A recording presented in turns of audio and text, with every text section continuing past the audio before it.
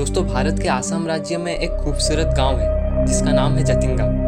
ये गांव हर साल सितंबर से नवंबर के महीने के बीच लोगों के बीच चर्चे में रहता है। पर इसके चर्चे का कारण यहाँ की खूबसूरती नहीं, बल्कि पक्षियों का सुसाइड करना है। जी हाँ दोस्तों, ये सुन के आपको अजीब लग सकता है, पर इस गांव में सितंबर से नवंबर के महीनों के बीच हजारों की संख्या में पक्षी सुसाइड करते हैं। पक्षियों के सुसाइड करने के पीछे वैज्ञानिकों ने कई सारे वजह सामने रखे हैं, पर इसका ठोस वजह आज तक किसी को नहीं पता। इसके ऊपर मैंने एक डिटेल वीडियो बनाया है, डिस्क्रिप्शन पे दिए गए लिंक को क्लिक करके आप देख सकते हैं। वीडियो पसंद आया हो तो लाइक करें, शेयर करें, चैनल को सब्सक्राइब करें।